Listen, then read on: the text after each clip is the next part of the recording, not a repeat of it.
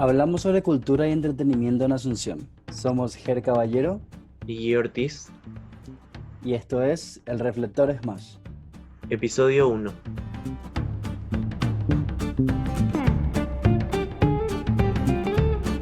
El reflector es una lámpara que proyecta un haz de luz directo e intenso sobre un lugar o persona, especialmente un artista en el escenario.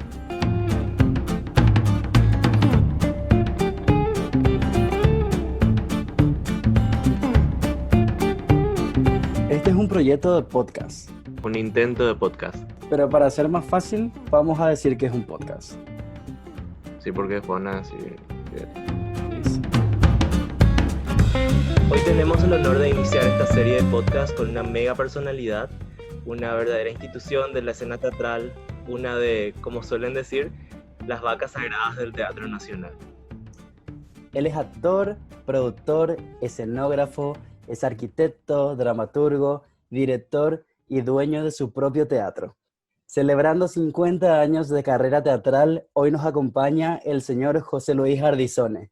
Bienvenido, señor, ¿cómo le va? Muy buenas tardes, un gusto estar con ustedes. Muchas gracias por convocarme. No, por favor, el gusto es nuestro, realmente un honor estar celebrando con ustedes este aniversario tan especial. Entonces, queremos iniciar con algunas preguntas y comentarle que creamos este espacio para poder trabajar de forma libre y distendida. Entonces, dicho esto, señor José Luis, si nos puede comentar un poco acerca de cómo fueron sus inicios. Bueno, yo creo que tengo que remontar mis inicios teatrales a cuando era casi un niño. Sí, era un niño realmente, porque tenía 4 años cuando reuní a mis padres y a mis abuelos, los hice arrodillar delante de mí y yo con un chal en el hombro y una custodia en la mano, como esa que llevan los sacerdotes para dar la bendición el día de Corpus Christi, les di la bendición. Mi abuelo, que era muy religioso, se habrá puesto muy feliz y habrá pensado, bueno, voy a tener un sacerdote en la familia, pero se equivocó. Yo creo que lo que yo estaba haciendo en aquel momento era un acto teatral, pero toda mi infancia en la Escuela República Argentina yo fui el primer actor. Mi primer personaje importante cuando tenía 8 años fue el Mariscal López, después hice el General San Martín, y en cuanto a fiesta patria había en la escuela, tanto argentina como paraguaya, yo era el encargado de los recitados, de las declamaciones. Además, el gusto de mis propios padres por el teatro y que me llevaban siempre, ¿no? Entonces todo eso fue cimentando y fortificando una vocación que yo no sabía que iba a ser mi carrera más adelante, ¿no? Porque después fui a estudiar arquitectura a Río de Janeiro, pensé que iba a ser arquitecto toda la vida, y un buen día tenía yo una casa de decoraciones, de muebles y decoraciones, apareció por el estudio Teresita Torcida, y entonces yo muy atrevidamente la conocía como actriz, no la conocía personalmente, ¿no? Me ofrecí, le dije, si ustedes quieren, yo puedo colaborar con la compañía del Ateneo haciendo alguna escenografía. Ah, ¿cómo no? Me dijo, y yo pensé, bueno, me escuchó nomás, pero a la semana me llamó por teléfono y me dijo, María Elena Sachero y Mario Prono quieren hablar con usted. Allá fui yo y ambos, María Elena y Mario, me ofrecieron hacer la escenografía de la obra de Mario Ella y Mora, Un rostro para Ana. De más está decir que yo me sentí feliz de poder entrar, aunque sea como escenógrafo, a ese mundo teatral. Hice la escenografía, hice algunas más para el Ateneo y después, el mismo año, en el 70, fundamos con Teresita Torcida, Gustavo Calderini, Rafaela Arriola, Clotilde Cabral y Mario Kravitz, el grupo Gente de Teatro. Y ahí, con ese grupo, hice yo mi debut como actor en la obra La farsa del cajero, que se fue hasta la esquina.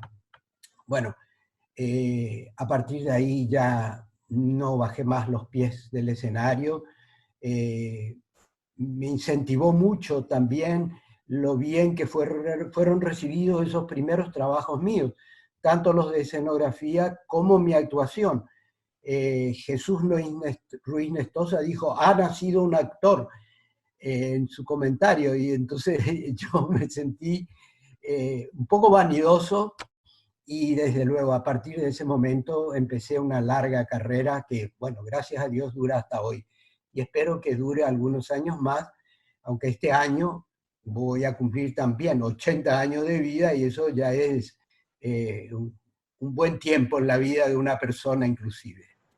Hace un poco más de un mes creo que nos encontrábamos en el Arlequín justamente y nos comentaba que el 30 de abril específicamente era la fecha que se estrenó la primera obra.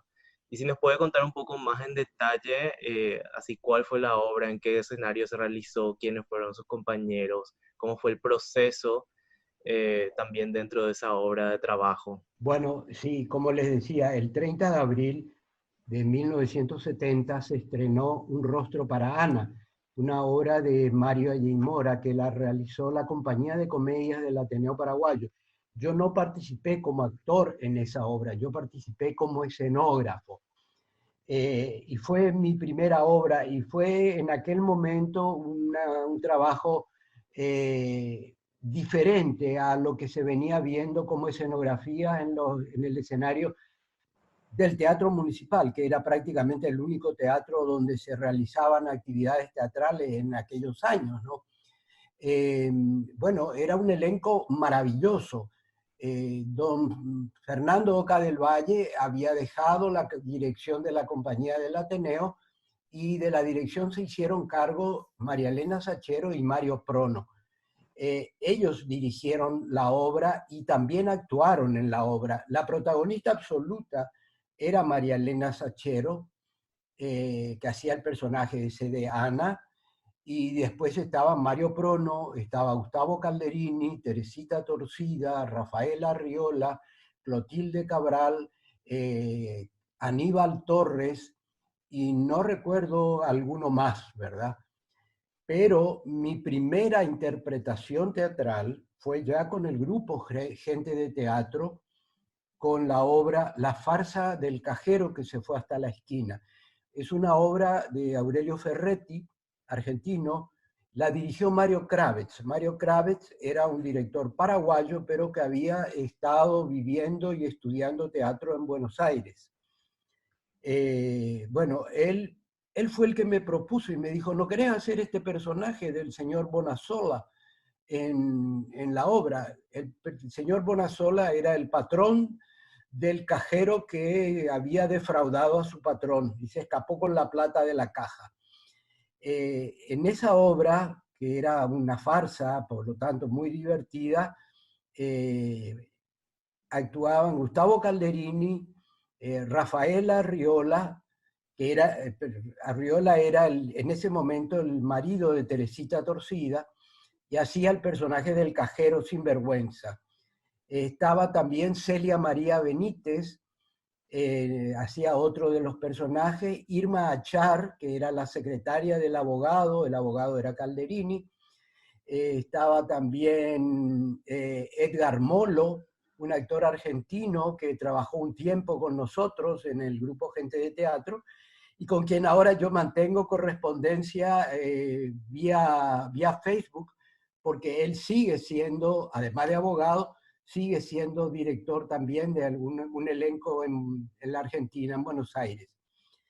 Bueno, esta obra, La farsa del cajero, ya no se hizo en el Teatro Municipal, se hizo en el escenario del Salón de Actos del Centro Cultural Paraguayo Americano, que era la alternativa que teníamos como escenario, ¿verdad? Porque eran años muy difíciles y algunos grupos que no simpatizaban mucho con, o mejor al revés, el gobierno no simpatizaba mucho con las propuestas teatrales de algunos grupos, entonces era difícil ocupar el escenario del Teatro Municipal siempre, ¿no?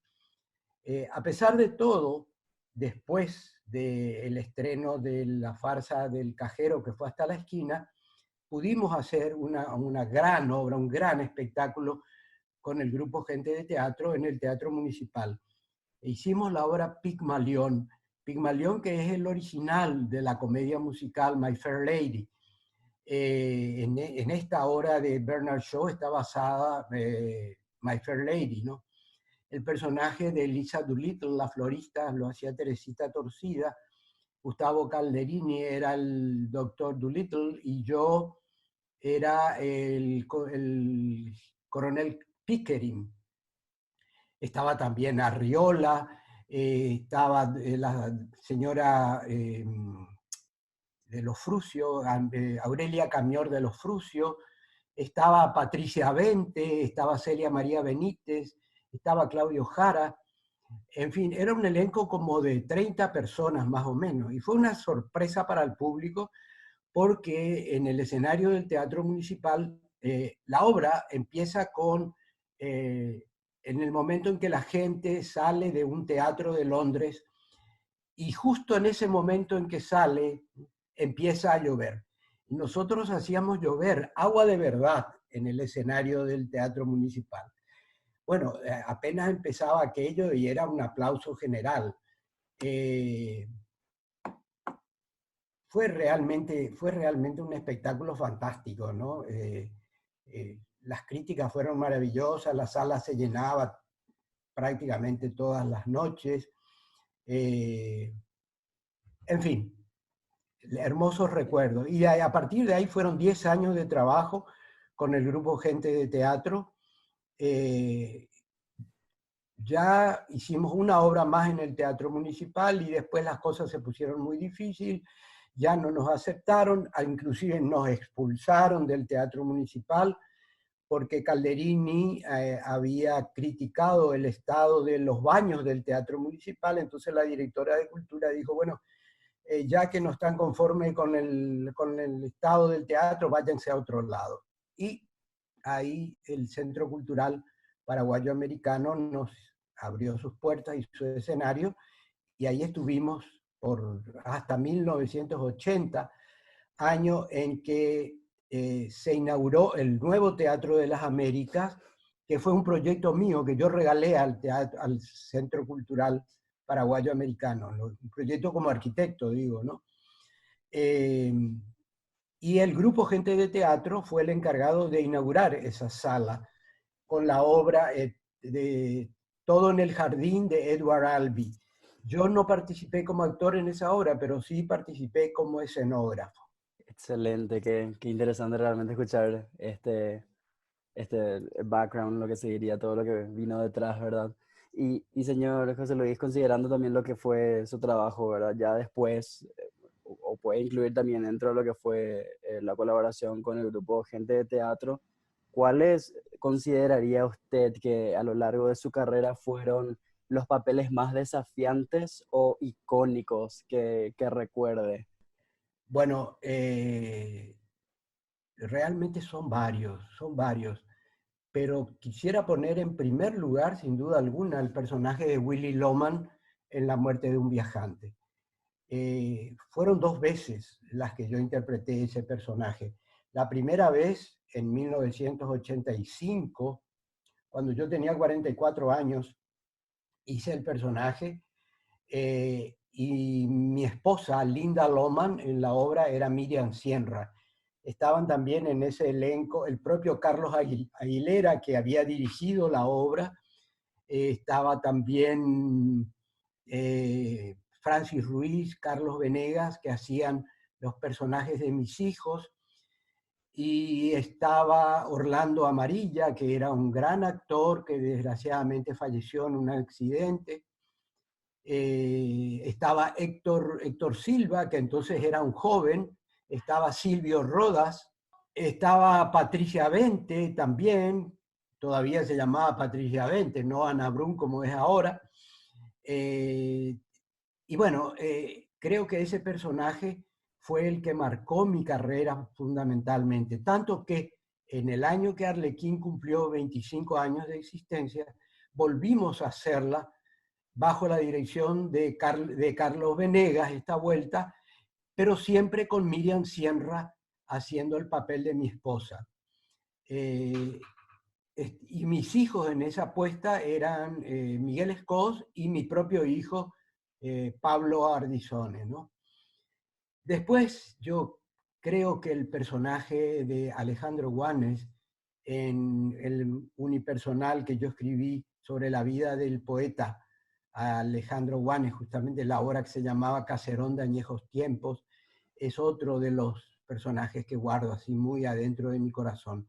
Son varios, y bueno, me tocó hacer Hamlet, Galileo Galilei, el señor Jourdan en El burgués gentilhombre, interpreté también Tartufo, en fin, grandes obras, grandes obras. Entonces, te digo, me cuesta mucho, como cuando tiene uno hijos y dice, ¿cuál es tu hijo preferido? Bueno, todos son queridos y preferidos, ¿verdad? Pero siempre hay uno que se destaca por algo, y bueno, estos títulos que te dije son quizás los que marcaron mi carrera así en forma muy especial. Y algo que nos llama mucho la atención, que acaba de mencionar también, que hacíamos como comentario tras bambalinas, es cómo desde ese entonces ya también se da esta conexión con la señora Miriam Sierra, ¿verdad?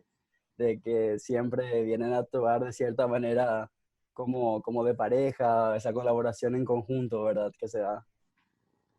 Sí, efectivamente, hice varias obras con Miriam y la gente dice que hacemos una excelente pareja teatral. Bueno, este año teníamos algo proyectado, pero bueno, quedó eso en el tintero para una oportunidad próxima. Otra actriz con la que he trabajado muchísimas veces y que realmente para mí es así una mujer maravillosa en todo sentido es María Elena Sachero. Con ella hice también varias obras y la dirigí. Quisiera contar una anécdota. Yo la admiraba a María Elena Sachero, la iba a ver cuando ella actuaba en el escenario en la compañía de comedias del Ateneo Paraguayo, pero la veía allá arriba en el escenario. Un buen día, la compañía del Ateneo presentó una obra que se llamaba El proceso de Mary Dugan. Y la obra empezaba oyéndose el pito, el silbido, de la sirena de la policía, de la camioneta de la policía, la famosa roja, camioneta, la caperucita roja de aquellos años, ¿no? Y de repente entraba empujada y traída de los brazos por dos policías por los pasillos del Teatro Municipal, María Elena Sachero. Cuando yo la vi pasar ahí a medio metro mío, sentí algo muy especial porque yo la había visto siempre arriba en el escenario y ahí vi que era una persona de carne y hueso, no la diosa que yo veía en el escenario, ¿no? Bueno, a partir, después que yo empecé justamente gracias a que ella y Mario me invitaron a trabajar con el Ateneo, hice varias obras con ella, pero no me imaginé nunca en aquel inicio de mi carrera que yo iba a ser pareja con ella, como en la obra, por ejemplo, Mi querido mentiroso, o en Willy y nosotros, o también en Ray Lear, y la dirigí en varias obras. Así que María Elena también es una actriz que yo guardo en mi corazón con mucho cariño, con mucho afecto. Clotilde Cabral, mi compañera desde los comienzos también. Margarita Irún es otra de las grandes actrices con quienes trabajé y trabajé muchísimo, tanto dirigiéndola o actuando juntos. Ana María Imiscos también, con quien hice, por ejemplo, el diario de Ana Frank. En fin, creo que son tantos los recuerdos que me vienen en este momento a la cabeza que a lo mejor armo una ensalada que después es difícil poner en orden, ¿no? No, igual es lindo conocer un poco también acerca del trasfondo, ¿verdad? Que se dio en colaboración con estas personas, con quien, de hecho, hasta hace poco igual le encontrábamos todavía en el escenario y por supuesto lindo verles también fuera, en los encuentros que se dan en las diferentes obras. Y el señor José Luis, continuando con las preguntas también, Sabemos que hay actores que siempre se quedan como actores y hay otros a quienes les nace el director adentro. Entonces, para usted, ¿cómo fue que se haya dado, ¿verdad?, ese proceso de empezar a dirigir y cuál fue la primera obra en sí que dirigió? Sí, bueno, hablé así un poco de paso de Carlos Aguilera, que fue quien dirigió Las Troyanas, por ejemplo, y La Casa de Bernarda Alba. Bueno, Aguilera dirigió más de 30 obras en Arlequín. O era, mejor dicho, porque desgraciadamente falleció hace ya unos cuantos años, un director uruguayo que vino a trabajar con nosotros y lo primero que dirigió fue La Casa de Bernarda Alba, ¿no? Pues desde que Carlos empezó a dirigir en Arlequín, yo me sentaba a su lado en, mientras él dirigía y veía cómo él iba marcando y dirigiendo a los actores, cómo iba interpretando la obra, cómo iba señalando a cada actriz o a cada actor, cómo tenía que crear su personaje. Y así fue naciendo en mí la idea de dirigir en algún momento. Yo no pensaba encarar decididamente así la carrera de director, pero un día íbamos a hacer una obra infantil de Nila López, ¿Quién dejó pasar el tren? Y Tony Carmona se iba a encargar de la dirección de la obra. A última hora, Tony no pudo, no sé qué inconveniente tuvo, no pudo dirigir. Entonces yo le propuse a Nila, le pregunté, le dije, Nila, ¿me permitís que yo dirija la obra? Sí, claro, desde luego, ¿por qué no? Bueno, y me puse a dirigir. Era una obra infantil. Salió muy bien, salió muy bien. Y al poco tiempo, caramba, en este momento el nombre de la obra, eh, bueno, era una obra de un autor argentino que hablaba sobre la dictadura. Y esa fue la primera obra que dirigí con actores para una obra para público adulto, digamos, ¿no? En el elenco estaban Clotilde Cabral, Cristóbal Torres, Juan Carlos Cañete, Anita Recalde, Margarita Irún, estaba también, ya me voy a acordar en el curso de la entrevista de cómo se llamaba la obra. Salió muy bien, bueno, y a partir de ahí, entonces ya agarré coraje y me puse a dirigir. Y dirigí. En este momento, si yo hago un recuento de mi carrera, tengo más obras dirigidas que obras actuadas. Tengo 67 obras actuadas y 83 obras dirigidas. Así que pueden hacerse una idea de cómo, cómo caló profundamente en mí el deseo de dirigir un espectáculo y ir creando, ir sacando de un papel, de los papeles, es decir, del libreto, ir levantando aquello y convertir y darle vida a eso que está ahí escrito. Ay, espectacular, es súper interesante. Y siguiendo un poco sobre eso, queríamos consultarle así brevemente si prefiere actuar, escribir o dirigir, porque también sabemos que ya ha escrito varias obras. Hace poco también estrenó una obra que también escribió usted, ¿verdad? El Arlequín, que fue la última obra que pudimos ver antes de la pandemia. Así que, ¿cuál prefiere, actuar, escribir o dirigir? Creo que en este momento eh, mm, prefiero dirigir. Estudiar un texto teatral para memorizarlo a esta altura quizá me cuesta ya un poco, ¿verdad? Entonces es siempre más fácil estar abajo que arriba del escenario, ¿verdad? Eso no quiere decir de que no me gusta actuar, claro que me gusta actuar, y si encuentro un papel que me interesa, que me gusta mucho, voy a actuar. Y escribir, bueno, ha sido algo un poco ocasional en mi carrera, ¿no?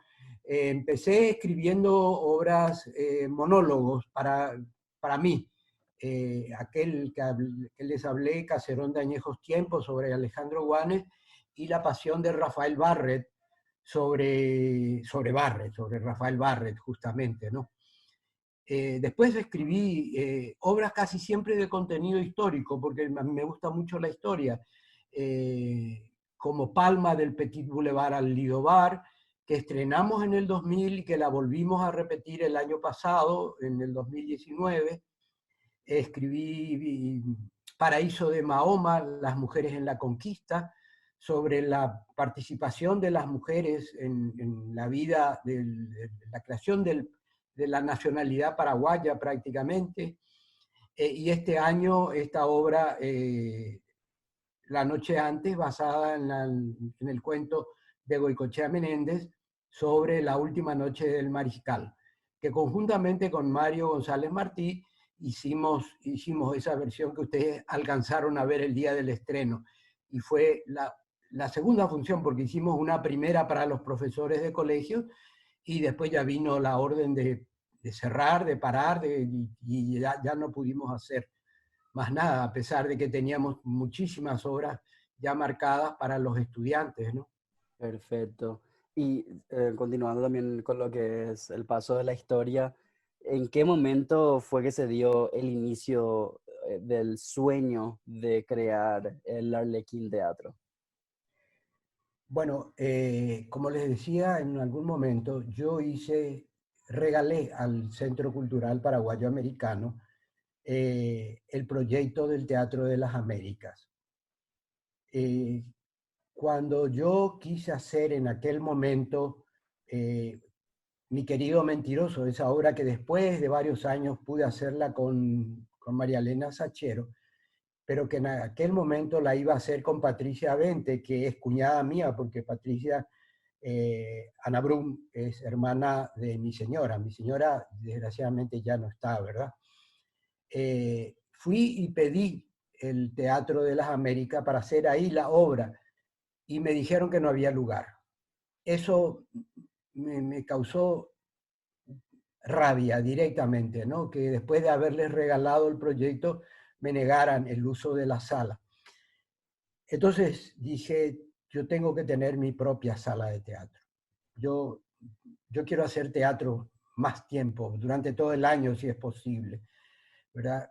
Había trabajado muy bien como arquitecto, gracias a Dios, tenía mucho trabajo, me iba muy bien en esa profesión y entonces le propuse a Tesi, a mi esposa, la idea de tener una sala propia y me dijo, bueno, si es tu deseo, si es tu vocación, nunca voy a olvidar ese gesto tan generoso que ella tuvo, porque para poder hacerlo yo comprometí todos los bienes que teníamos, ¿no? Bueno, pues me puse a buscar un espacio y un día de lluvia pasé por casualidad frente a lo que había sido la discoteca Olaf en Villamorra, en la manzana donde hoy está el Shopping Villamorra. Vi ese enorme depósito, me bajé, estaba lleno de basura, inclusive había ratas que corrían por ahí, y como arquitecto que era, o que soy, mejor dicho, entré y en ese espacio yo ya vi una sala teatral. Me puse a buscar a los dueños, una vez que supe quién era, fui y hablé con ellos y les planteé mi idea de convertir eso en una sala de teatro. Y me dijeron que no, que ellos tenían la idea de hacer ahí un gran restaurante y que no era posible, ¿no? Pero al cabo de un mes me llamaron y me dijeron, la sala es suya. El depósito es suyo, puede usted hacer lo que ahí le parezca. Vamos a hacer un contrato, le vamos a cobrar 100.000 guaraníes por mes de alquiler, 100.000 guaraníes. Hagan ustedes el cálculo, el dólar estaba a 126. Y yo me largué. Invertí ahí todo el dinero ahorrado que tenía. Vendí un terreno, vendí otro terreno que tenía, 2 terrenos. Después faltó dinero. Pedí préstamo al entonces Banco Unión. Siguió faltando dinero. Un tío mío me prestó dinero. Y un día cayó mi amigo Rubén Sapena Brugada, con un cheque y me dijo, mira, esta es mi contribución para el teatro que estás haciendo. Y así finalmente, con todo ese apoyo, tanto familiar como económico, pude inaugurar el 3 de mayo del 82 el Arlequín Teatro. Aquí tengo que destacar también el apoyo de mis hijos. Mis hijos eran en aquel momento algunos adolescentes y otros niñitos. Bruno, que con el paso de los años llegó a ser el administrador del teatro, tenía 6 meses cuando se inauguró el Arlequín.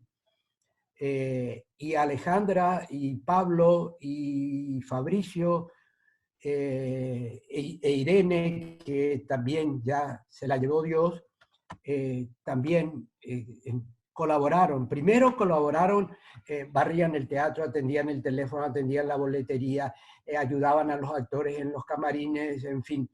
Y de a poco fue naciendo en ellos su vocación. Y así fue como Irene fue la primera en subir al escenario en obras infantiles e inclusive en Las Troyanas.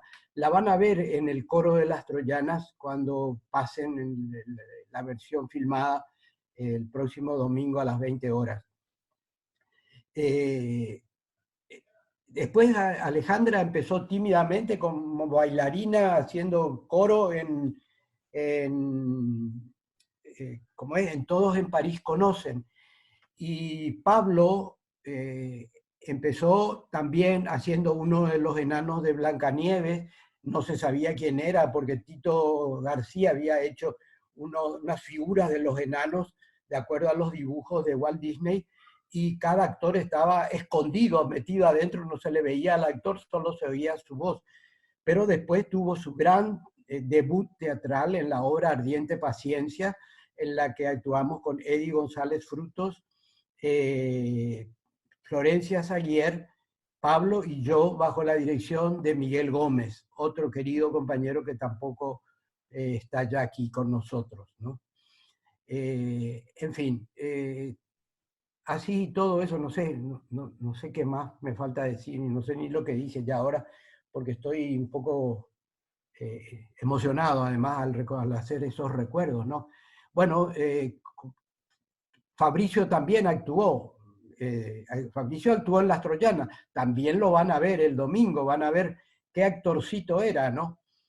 Después actuó en todas las obras infantiles, actuó también en La Zapatera Prodigiosa, pero cuando tenía 15, 16 años, sus compañeritos de colegio le empezaron a tentar, che, vos, mariquita, que hacés teatro, qué sé yo, y ahí el chiquilín, adolescente tonto, dejó de hacer teatro. Hoy es ingeniero, vive en Curitiba, tiene una familia hermosa, y bueno, pero está lejos del teatro. Los que sí continúan,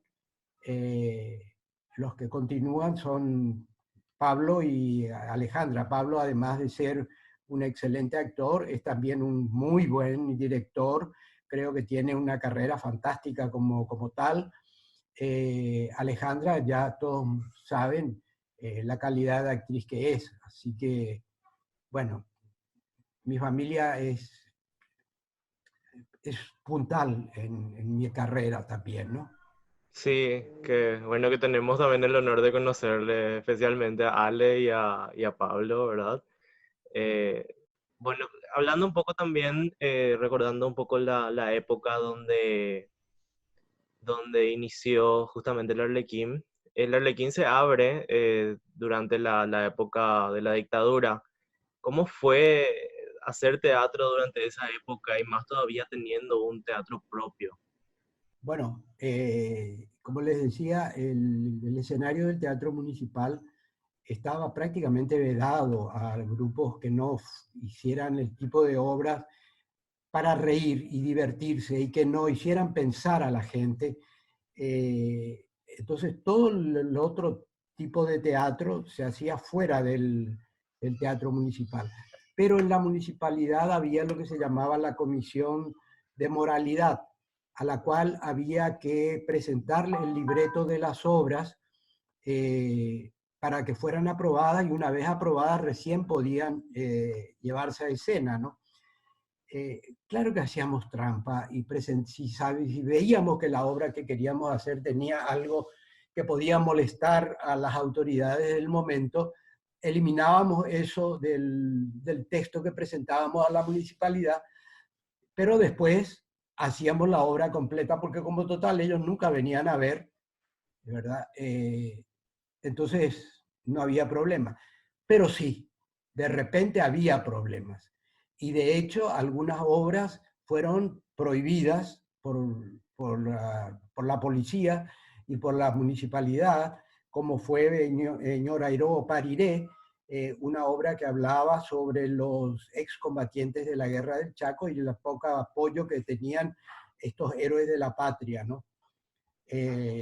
Cuando hicimos Las Troyanas, recibimos un día una llamada, María Elena Sachiero y yo, del ministro de Educación, el doctor Raúl Peña, que nos dijo, miren, les quiero avisarles que la policía tiene orden de clausurar el Arlequín porque ahí se está haciendo una obra subversiva de un autor comunista.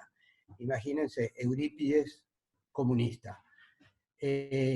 Claro, era una versión de Jean-Paul Sartre, que no era comunista, pero tenía tendencias de izquierda. Nos asustamos, empezamos a hablar con toda la gente que conocíamos, a ver qué se podía hacer. No había caso, no, la orden estaba ahí. Pero el doctor Raúl Peña era una persona de bien, muy inteligente, y yo no sé qué hizo, con quién habló. La cosa es que un día nos volvió a llamar y nos dijo, bueno, tranquilos, no se va a suspender la obra, no se va a cerrar el teatro, pero tengan mucho cuidado con lo que hacen. Cuando apareció el Archivo del Terror, apareció justamente ese documento donde el jefe de policía en aquel momento, Pastor Coronel era de investigación, Brites, el general Brites, enviaba un comunicado al presidente de la República comunicándole que en Arlequín se hacía una obra subversiva donde se gritaba muera la dictadura, abajo los militares, etc. Cosa que no era real y verdad, ¿verdad? Bueno, las Troyanas pudo continuar su carrera, es bastante exitosa, muy exitosa realmente. Después estrenamos Hamlet. Y un día recibo yo una llamada telefónica anónima con una voz así muy, muy severa que me dice, les vamos a poner una bomba a las 9:15, hora en que empezaba la función, les vamos a poner una bomba a las 9:15 en el teatro, comunistas de mierda, y ¡pum!, corta el teléfono. Yo enseguida deduje a quién le pido ayuda, a la policía no, porque sin duda alguna este llamado viene de la policía. No dije nada, no conté nada de la llamada, ni a mis compañeros actores. Hicimos la función con el riesgo de que realmente pusieran una bomba, pero no ocurrió tal cosa, ¿no? 2 días después vuelvo a recibir la llamada a la misma hora, más o menos, a las 6 de la tarde, en donde esta vez decían, les vamos a hacer volar por los aires, perdonen la palabra, les vamos a hacer volar por los aires putos de mierda. Porque la homosexualidad era otro de los delitos de aquella época, ¿verdad? En la obra había una escena entre Horacio y Hamlet, amigos entre sí, en la que el director Carlos Aguilera, yo hacía Hamlet, Francis Ruiz hacía Horacio, en la que el director había marcado una aproximación de los labios, así, casi como si fueran a besarse, pero no nos besábamos, quedaba por lo menos 5 centímetros entre ambos, ¿no? Y esa vez sí conté a los compañeros, les dije, pasó esto. Y me dijeron que no les vamos a hacer caso, claro que vamos a hacer la obra y no vamos a modificar la escena, vamos a hacer la escena como está. Y efectivamente así lo hicimos, ¿no? Y tampoco pasó nada. Pero el teléfono sonó por una tercera vez y esta vez sí, la misma voz dijo, les estamos llamando de la comisaría 16. Necesitamos un pase para nuestros policías porque no podemos seguir pagando entrada. Había sido que los policías se iban al teatro, compraban entradas y entraban a ver qué es lo que pasaba en el escenario, ¿verdad? Les dimos el pase. Y desde ese día se iba un policía y por lo menos media hora antes de que empezara la función se paraba enfrente al teatro. Entonces en Villamorra todavía el teatro tenía en Villamorra como un jardín antes de entrar a la sala propiamente, ¿no? Al teatro propiamente. Se ponía ahí con una libretita y anotaba el número de las chapas de todos los autos que paraban frente al teatro.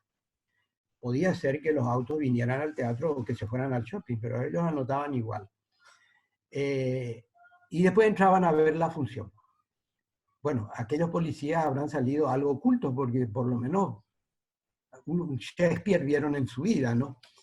En fin, y así siguieron las cosas hasta la noche del 3 de febrero, en que estábamos ensayando Sueño de una noche de verano. Y bueno, aquello se convirtió en Sueño de una noche de febrero. A partir de ahí, el teatro recobró su libertad y su posibilidad de seguir haciendo sin presión y sin miedo. Ese último nombre, bueno, es así, parece ya el título de otra obra justamente, de todo lo que pudo haber pasado a un grupo de actores y la valentía que tenían ustedes, ¿verdad? De seguir brindándole al público ese tipo de mensajes. Inclusive a la dictadura le daba miedo el hecho de que le hagan pensar, ¿verdad? Te cuento sobre ese hecho de pensar. Un día en una reunión social me encontré con una persona, no me acuerdo el nombre en este momento, que era como secretario de la presidencia de la República. Era un hombre muy culto, había sido embajador del Paraguay en Italia. Era un hombre muy culto, se iba siempre al teatro, siempre, siempre. Y en esa reunión se acercó a mí y me dijo, le felicito, Ardisone, por la obra que usted está haciendo. El teatro es fantástico, es una forma de arte maravillosa, pero permítame que le dé un consejo. No atosigue al público con obras que le hagan pensar. Deje que la gente se divierta. Efectivamente, ese era el propósito del régimen en ese momento, ¿verdad? Que la gente no pensara. Que se diviertan más, que se rían. Por eso incentivaban ese tipo de teatro, ¿no? El famoso teatro escapista, que también se le llama. Eh, Así mismo, sí señor. Yendo un poco, ¿verdad? Ya a la era democrática, ¿cuáles son los mayores desafíos que uno pasa teniendo su propia sala? O sea, con el Arlequín, ¿cuáles son los desafíos más grandes? Inclusive ahora mismo, ¿verdad? Que sabemos la etapa por la cual estamos pasando como humanidad en general, el teatro de forma internacional y local. eh, ¿Cuáles son los desafíos que tiene normalmente y que tendrá un poco ahora, ¿verdad? En adelante. Bueno, es una ventaja enorme el poder ser propietario de una sala propia. Eh, Uno tiene la libertad de programar las obras como le guste programar, ¿verdad? De hacerlas cuando quiere, en la época que quiere, pero también es una enorme responsabilidad, porque una sala de teatro necesita atención, necesita personal de limpieza, personal técnico, necesita personal de secretaría, necesita reponer, por ejemplo, los focos que se queman. El foco más barato te cuesta 250.000 guaraníes. En fin, los gastos de mantenimiento de una sala son enormes. Así que en este momento que la sala está cerrada, que nosotros tenemos personal que mantener, que pagar su sueldo, realmente nos vemos en un camino que no sabemos para dónde ir, ¿verdad? Este es un momento muy grave, muy difícil, muy difícil. Ojalá podamos salvarnos este año y aunque no podamos presentar nada en el escenario, podamos por lo menos mantener la sala y no nos veamos en la obligación de decir, señores, aquí hay una sala de teatro, ¿quién compra esto? nadie la va a comprar para teatro. Con seguridad que si vendemos nadie va a comprarla para teatro, ¿verdad? Por otra parte, aunque la situación sea normal, digamos, un año normal en que presentamos varios espectáculos, uno se lanza a producir una obra con toda la ilusión del mundo, pero nunca sabes cómo va a reaccionar el público y de repente obras a las que vos apostás todo porque decís, esto mata, aquí se va a llenar cada noche, de repente te aparecen 15, 20 personas por función y te pega un susto. Y otras obras que vos no le das nada, que las haces por la calidad de la obra o porque te gusta como personaje, etcétera, etcétera, eh, bueno, se llenan, se llenan. O si no se llenan, por lo menos tienen mucho público. Entonces, cada obra es así una aventura, una aventura. Nosotros tuvimos mucha suerte con nuestro programa Estudiantes al Teatro, que lo creamos hace más de 30 años ya, ¿verdad? Al comienzo tuvimos que, para poder implementar ese programa, tuvimos que darle clases a las profesoras de los colegios. Doña Josefina Pla y la doctora Noemí Nagui le daban clases a los profesores. Nosotros invitábamos a los profesores, acá en Villamorra todavía, a charlas que ellas daban especialmente para inculcarles a los profesores el valor que tiene el teatro en la formación cultural e intelectual de los jóvenes, ¿no? Después los profesores tenían que convencer a sus alumnos y a los papás de los alumnos de la importancia del teatro. Y así empezaron a venir algunos grupos para las obras Bernarda Alba, para Las Troyanas, para Hamlet, etc. Y era increíble ver cómo llegaban los jóvenes. Eran manadas de vacas que entraban a la sala, ¿no? Porque no tenían idea de lo que era un teatro, ¿verdad? Saltaban sobre las butacas para ir corriendo sobre las butacas a ocupar generalmente las primeras filas. El que se sentaba en primera fila levantaba los pies apoyaba los pies en el escenario. Cuando hice Hamlet, en el momento del famoso monólogo de Hamlet, que él levanta el puñal y dice ser o no ser, en la platea surgió un grito de un chico, suicidate de una vez, boludo de mierda. Yo tiré el puñal que tenía, que era un puñal de verdad, no era de utilería, lo tiré y se quedó clavado, temblando en el piso del escenario. Ordené prender la luz y dije, hasta que no salga la persona que dijo eso, eran alumnos de un colegio, no continúa la obra. Nadie habló, nadie dijo nada, no se movió nadie, hasta que una profesora se levantó, que por lo visto ella había individualizado al jovencito, y lo agarró, lo sacó de la sala. Entonces yo dije, apaguen las luces, y empecé de vuelta al monólogo. Bueno, situaciones como esas se plantearon al comienzo muchas veces, pero con el tiempo las cosas fue cambiando, y hoy los profesores nos dicen que son los propios alumnos los que les dicen, señorita profesora, ¿cuándo vamos a irnos al teatro? Y no es para no dar clases que vienen al teatro, vienen realmente interesados, porque se comportan maravillosamente. Al final siempre de cada función hacemos un debate con ellos, ¿verdad? Y escuchamos sus opiniones o respondemos sus preguntas, sus dudas. Y hay que ver cómo opinan. Hay veces ven en la obra cosas que el propio director de la obra no vio y no se dio cuenta. En fin, es fantástico, es fantástico. Ese es el programa reina de Arlequín, ¿no? Bueno, este año ese programa no pudo ni siquiera iniciarse, ¿verdad? La obra iba a ser la noche antes. En fin, el desafío siempre es grande. Vamos a ver, Dios quiera que estas cosas pasen y que el teatro vuelva a ser lo que siempre fue.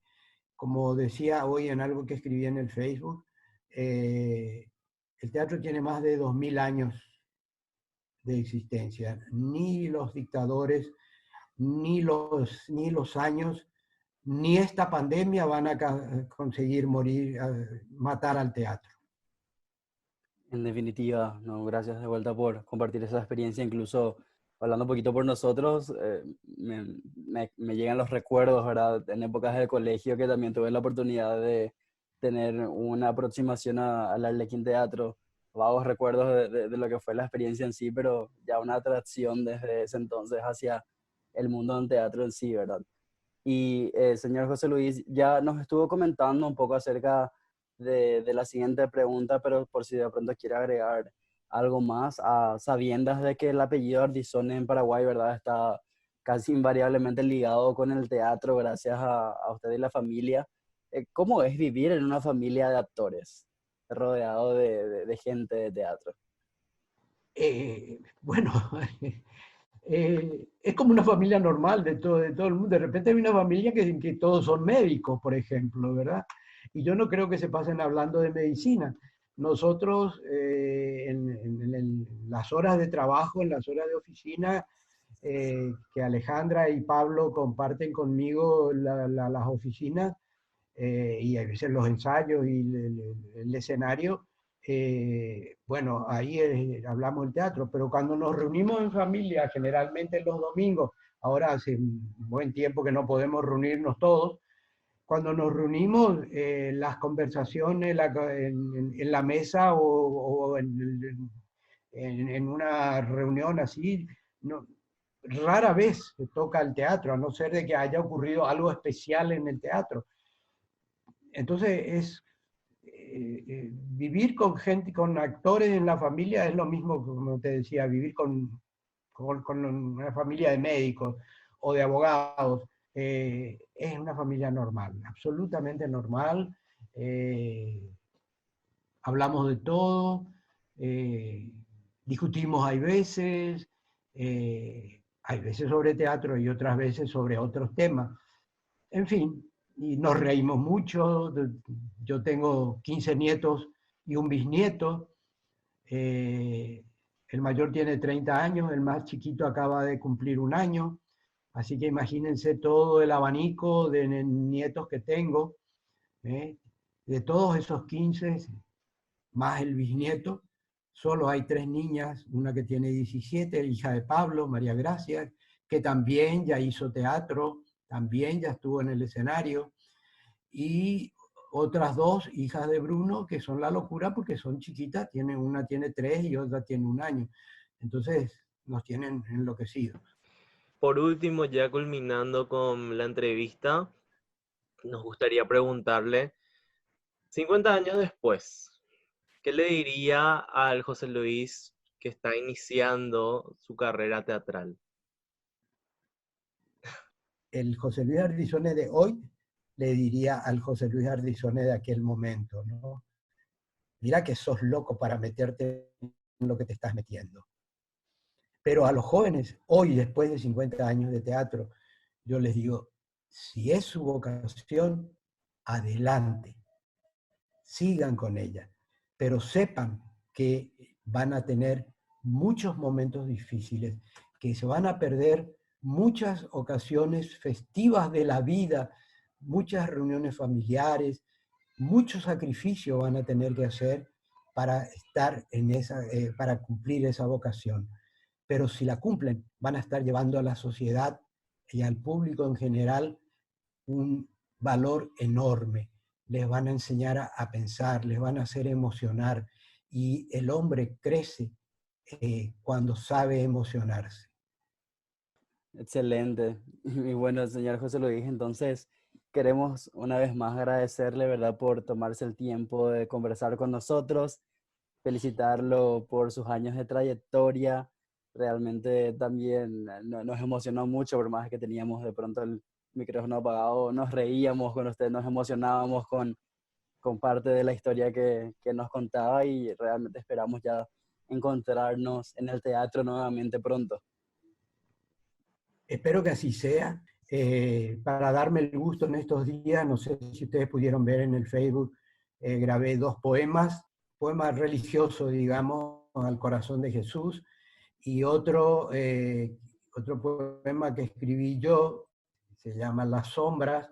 Si ustedes lo ven y lo escuchan, se van a dar cuenta a quién me estaba refiriendo.